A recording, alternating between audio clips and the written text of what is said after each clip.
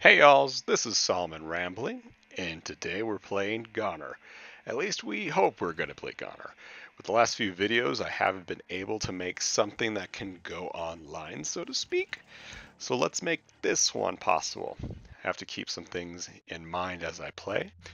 I really can't breathe into the mic. I know breathing is something we have to do, but it shouldn't be directed at where you shall be all hearing it.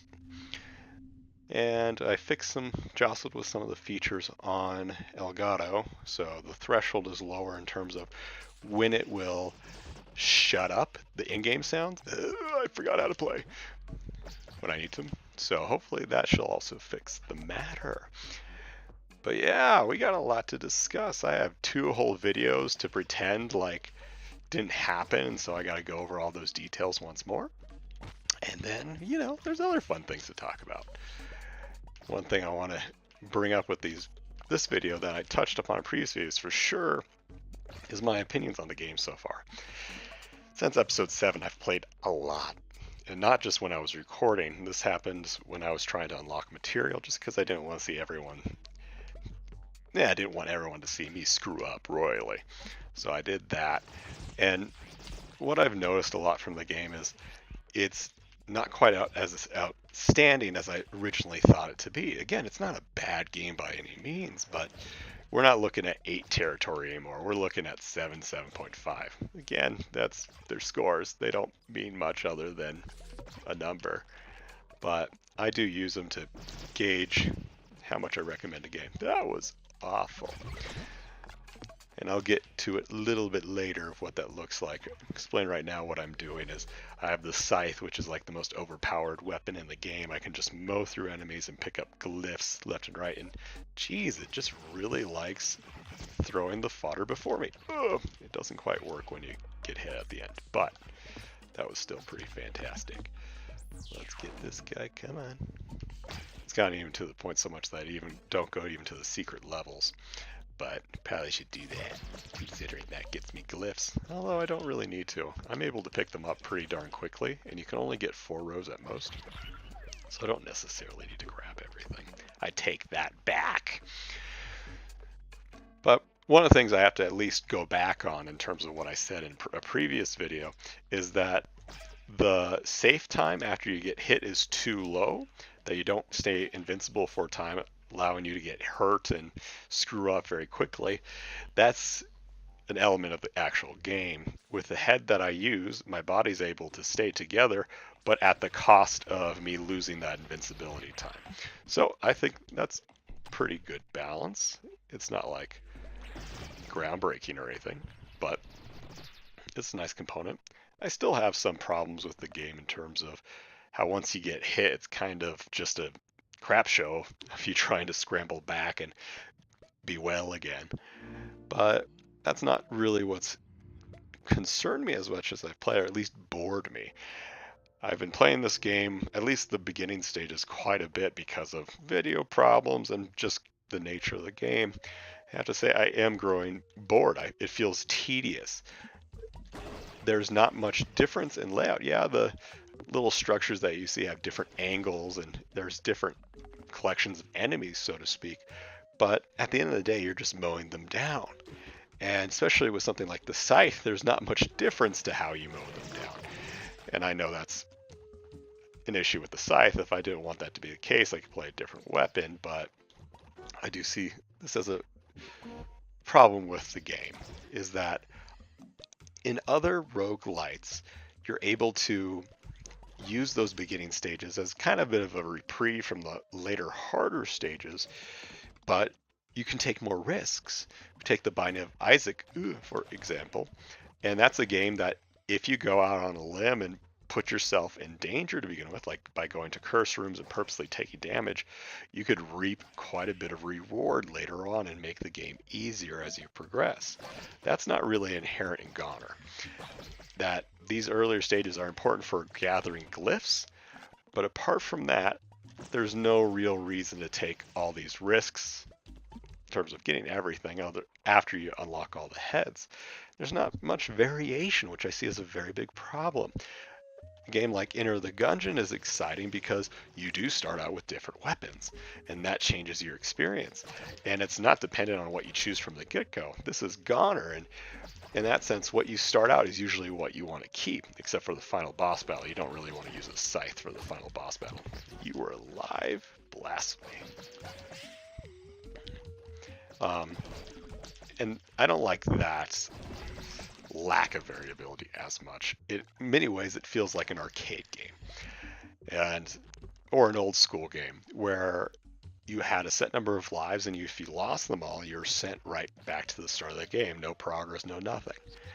And that wasn't a bad thing with the earlier games. It was just how they were. And in that sense, the first level had to be pretty stupendous, flippin' outstanding. Because if it wasn't, players would get bored. They have to play it 50 bazillion times, and if it's a subpar stage, you're not going to get much mileage out of playing. Die, all of you. The scythe definitely makes this boss easier too. You can't hit me.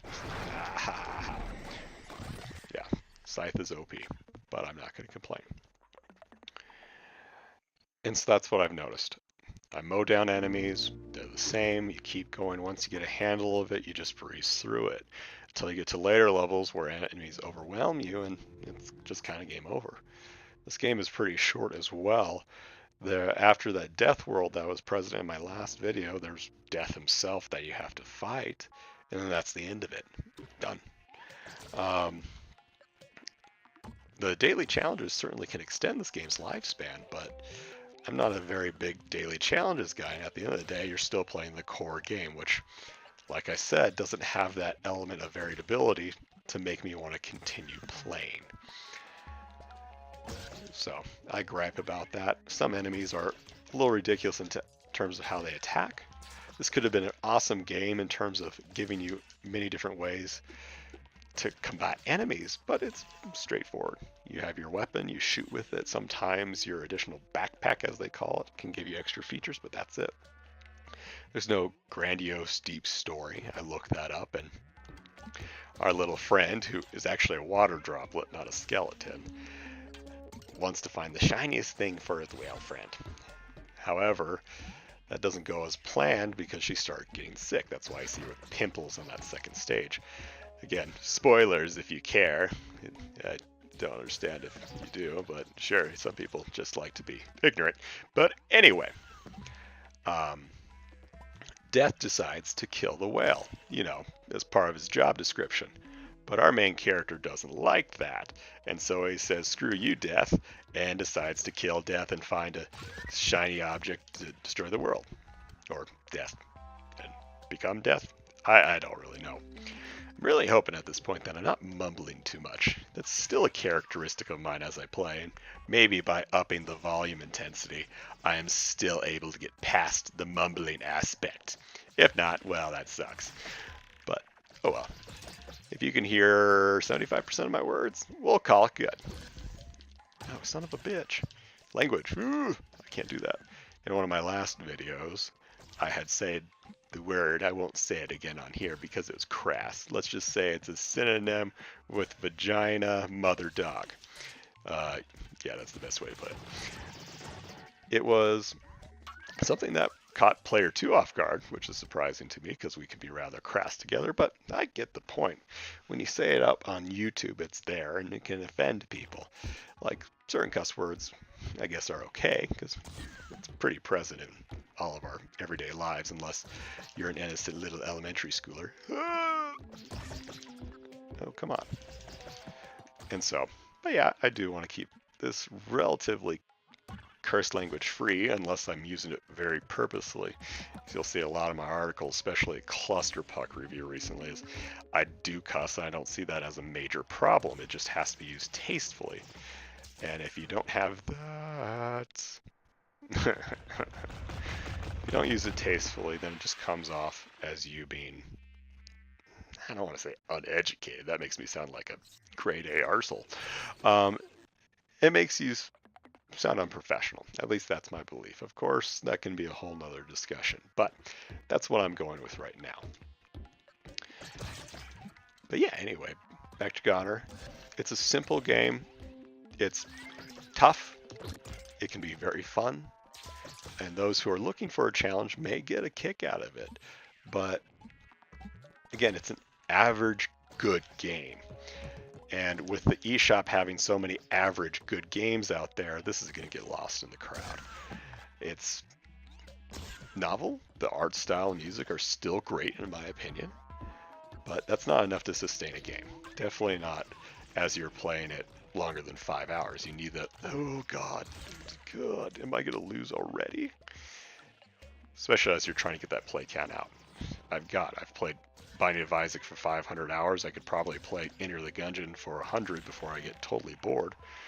But with GoNNER, if you ask me to get to 100 hours, oof, that'd be pretty tough. Unless I'm playing the dailies every day for the rest of my life, I don't think that's something I'm going to enjoy. Can't really say I would enjoy that with Enter the Gungeon. That was a bit of a lie. I do like it. It's better than this game, but not quite as great. This game is better than other roguelites. I do like it better than Tumbleseed. But again, it's not quite what you're going to be looking for if you want to see the top 20 games on the Switch and you're going to only devote yourself to those. Or if you're trying to support indies, you can get other games and still be helpful. Oh, I forgot that this was a boss fight. Let's go, Solomon. Don't dilly-dally. Okay, get out of my face. Die. These guys are actually pretty easy to kill if you're using something other than the scythe. But there's no real point to killing them either, since you can just get to the end and you're good to go. I don't know if I call that a design flaw as much. Maybe it would have been cool to have this game keep going, like this is an endless maze until you do kill them. Yeah, I think that actually would have been pretty darn nice. Okay, we're gonna go fight death and all that kind of fun stuff. Let's do it. And there he is, and there's the grave of my whale friend. I'm gonna try to dodge you. Nope, can't do that. So, I guess another thing I was interested in talking about, it gets into rather, I don't know, political? Is that a more serious business? And so if that's not something you want to hear, just imagine for the next 20 minutes I go, okay, oh, this is funny, this is not as good, it's definitely better than me. I think that captures my YouTube commentary quite a bit, so just repeat that like a mantra. It should be fine. Oh, sorry about that, y'all. I gotta do this again. But that gives me time to talk your ear off, and I know that's what you all enjoy. Anyway, I chose this topic because it is something that I just came upon today, and without player 2 around to lecture her, I need to talk to somebody. And so, that's my purpose here. But the topic is the firing of director James Gunn from Guardians of the Galaxy Volume 3. It's a rather minor thing. I'm pretty sure we're all going to forget about this in a few, or even a week at that. But for those of you who are unfamiliar, or if I post this weeks later, what the controversy came from is that Disney fired Gunn because of some really egregious tweets about pedophilia and rape he had made about 10 years ago. These tweets were unearthed by conservatives, as the articles tell us, and were brought to the public's attention. And because of that, Disney, in an effort to save face, fired him. A lot of people are upset with that because they say 10 years is enough for him to grow, that he shouldn't be fired. This is just reactionary for Disney to protect its butt. While others are like, yeah, the comments he made are pretty awful. I'm not trying to get into the politics of this because this involves conservatives and liberals and Disney's own efforts to save face and yada yada yada. What I'm more looking at right here is the mere act of punishing a person for something that they did a long time ago. This is something that has been a hot button issue on the internet for some time now, and it's been an issue with our criminal justice system for a while as well. This is not something extraordinarily new. So again, I'm going to focus purely on James Gunn's concepts, the fact that this has been 10 years in the past, and whether we should judge him based on those comments. A lot of people have opinions on this, and I think there's a lot of valid points arguing for and against. And so my opinion's not fully developed, it's just my thoughts. And if people listen to this, you feel free to comment. I'm not going to blame anybody for having a certain opinion unless they're totally out for blood, not really seeing this and trying to bring other people down. I'm looking at you, Reddit. Anyway, so I get that we all make mistakes in terms of jokes. In our private lives, we're a little more abrasive, a little less PC than we may be when we are in public, but some people do take those jokes that can be of shock value and present them. Or something can be racist, or something could be just overall vulgar. And because social media is such an ever-present thing, it goes out and everybody sees it. I know, and we've all said stupid things, as everyone's saying online right now. Imagine if your Facebook posts from 10 years ago were revealed and you had to explain yourself, which I think is a valid point. One of the things we must make note here is, and you could look it up online, I'm not going to say it word for word because it's pretty bad what James Gunn wrote. He just made many jokes, not really good ones at that, that were just incredibly shocking. Like he'd make jokes about wanking off young kids or being turned on by them. And this is not just one or two or even 10 tweets. He made innumerable, enough that I could write a whole textbook on why offensive joking is bad and only use his examples. And so we can't make light of that regardless of how much time has passed since then, because they were bad. But it goes along the lines of, okay, he made it when he was younger. But as people have pointed out, he was 40, 41 years old when he posted these tweets, in the sense that he should have known better. This is not some rebellious teenager trying to make a name for himself online. This is an indie director trying to make a name for himself online. And so, again, you can't really give him slack for making it all just, oh, I was younger and more naive. Of course, I imagine in the 10 years since he's also learned that since he's become more popular, he probably has to restrict himself a bit. But who knows? I know very little of this man other than that he made these tweets. He's made ridiculous indie movies before he hit it big time with Guardians of the Galaxy. And that he made a very good apology on behalf of these comments.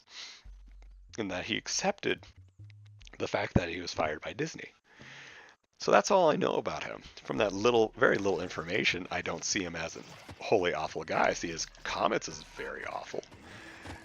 But enough to make him lose career options? Again, I don't think he's going to be out of luck for a while. He's going to be just fine, considering that he is responsible for making a nearly multi-billion movie franchise. Oh, screw you. So he's going to be fine, essentially. But again, it comes to, should he be fired for something that he did 10 years ago? And I bring up what I know about him because I imagine if I had a different or more negative opinion of him, I'd probably be more abrasive and say, yeah, he doesn't deserve this job. I look at somebody like Mel Gibson, who I think has said some horrible things and done terribly atrocious things as well. And I don't cut him much slack at all. I don't particularly care to see his movies or any of his directorial efforts. And that's how it's going to be for the time being, at least. Should I give him slack? Maybe. But no matter how he's changed over the years, that's not going to be something that I'm able to truly look past what he did in his drunken endeavors or racist endeavors in the past. I'm not going to blame any studio that hires him. I think if they are able to see past that, that's fine. I'm just not going to necessarily be happy for a comeback from him. You could also look at this in the sense of a YouTube personality. I think of people like Logan Paul or Daddy of Five, who have done some pretty awful things. And let's say they apologized and 10 years later they started making movies again. Would I be like, oh, screw them, they never should show their face again on the internet? I don't know, because I don't have that perspective. My mentality is if a person is able to, I don't know, seek forgiveness, is able to make amends, then maybe that's enough for them to be able to be absolved from their crimes, so to speak. I don't know exactly what a person needs to do in order to show that they're repentant. My God, this sounds kind of religious at this point. But like if a person devotes themselves to learning about other cultures, like let's say Mel Gibson went to many classes on cultural sensitivity, is that enough? Or let's say he put in a good amount of community service and issued apologies after apologies after apologies. Maybe that's enough, and that'd be good. I do think that should be a relevant aspect when we're considering these people, because otherwise we doom them forever. And I think some people do think that it's totally appropriate for, come on, totally appropriate for us to forever kind of ridicule and ostracize a person for their crimes. Again, that's why many states still have the death sentence, is that they think that this person can never be forgiven, so let's just off them entirely. But I don't know if that's the way. And this is not a death sentence comment. This is more about, again, forgiving personalities that haven't outright done a crime. They've just they said something incredibly offensive that makes them unsavory to even talk about. Oh God, how do I go past this? Go, oh goodness. Okay, I survived that. That's pretty cool. I should have practiced a lot more. I thought I was gonna do this as easy as a breeze, but that is not what's happening right now. Anyway, getting back to the point. And maybe this, my opinion, is stemmed off of my own fear. Like earlier in this video, I talked about how I said an offensive comment. I certainly wouldn't want that to follow me for the rest of my life if someone took issue with it. Would I apologize for it? Yeah, I think I did already. And if I haven't, I apologize for the comment I made. And I always want to be able to have that leeway. Of course, I'm not making comments as offensive as Gunn was, but at the same time, you don't really want to compare two things. If it was bad, it's bad. There's no real excuse for having that. So anyway, that was in terms of me. Yes, I want to have leeway. I'd want a path to fix it. And I believe everybody should have that opportunity. As we see, if we look at the criminal justice system, sure, people serve their time in prison and all that, but unfortunately, that's not where a person's sentence ends. Once they go out into the real world, that criminal record follows them everywhere. Again, people may think that's very deserving, and I can totally see that viewpoint. But in many ways, these people have benefits taken away from, like, for instance, they can no longer get Medicaid or that kind of financial support from the government due to their criminal record. They're going to have a really hard time finding jobs to support themselves. And again, you could say, well, that's a consequence of their inappropriate behavior. But in some ways, I think that's overly cruel. If this follows them for the rest of their lives, then that really is awful. They may have been able to change themselves, take a new outlook of life while they were in prison or in jail. But because this record follows them, they're going to face a harder time for the rest of their lives. This is why we see recidivism as bad as it is. For those who don't know, that's kind of more of a law term or whatever.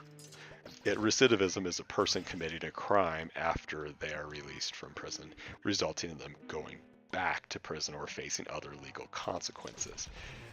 I'm not doing well, everybody. Goodness.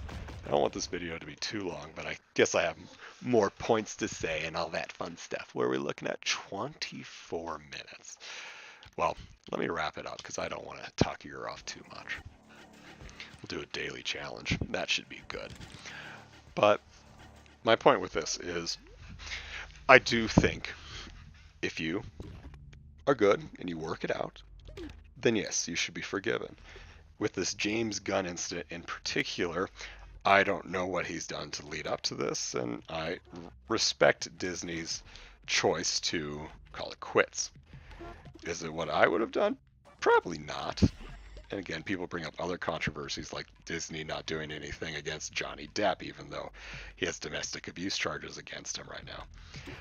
But in the case of James Gunn, he's going to be fine at the end of the day, so it's not going to really matter what comes of this. If anything, Guardians of the Galaxy may be a little crappier, and that's it. But so be it. It's not going to destroy anybody's life. And if it is, I'm sorry. What's my gun? Oh, everything's blown up. That's right, because this guy's head. Oh, but I have bomb immunity. Good stuff. So I hope that all made sense. This is the first time I've talked about something serious, unrelated to video games. So, if you liked it, great. But we'll lighten this up now. Enough political or serious talk. We want to talk about stupid things. So, to be honest, I haven't played a lot of daily challenges. And if I have, I die almost immediately. Yeah, pause it. That pause ability is pretty darn good. Should use it more, but that flurry attack is just too powerful. But anyway, I haven't played it enough to really get a feel for it or get competitive. From what I see, it's not bad. It's a nice change of pace. I wonder if there's bosses the later you go. I know that the little worm creatures follow you in certain ones. And an enemy like this doesn't actually show up in the main game. And so that's another added benefit of something like this, is you get to experience different enemies. Awesome. So that's fun. I do wish all these enemies had shown up in the main game, but whether it be to limited resources or whatever, they just didn't. Let's see. Oh, come on. Don't die on the second floor. I don't even know if I have a score yet. I think I have to get a combo first of all. And I haven't done that because I've been moving so slowly. Should really hit those mushrooms on the wall because those do count for your combo. Go, go, go, go, go. Nobody. Son of a gun. Okay. Well, the question is this endless or does it have an end point? I imagine it must have an end point, but is it a long game or short? The mystery will forever be unrevealed, because God knows I'm not going to practice doing this. After I beat the main boss, I am done with the game. Not in the bad sense, like a bad breakup, but more in the sense like, like a friend you meet in college and you only keep them because you need them to help with assignments. Something like that. Oh, goodness. See, that's the game's retribution for me having such an awful metaphor right there. Well, I'll keep it at that. And see, yeah, a lot of people sadly don't play the dailies, but that's their protocol. It's the top. Theo. You did a good job, Theo. Proud of you. You and Jacketh. Anyway, people, thanks for watching. We went into new topics. It looks like there's going to be another GoNNER video, which is okay, because I still need to beat the game, and we lost a total of 4 videos in this series. So, well, bye.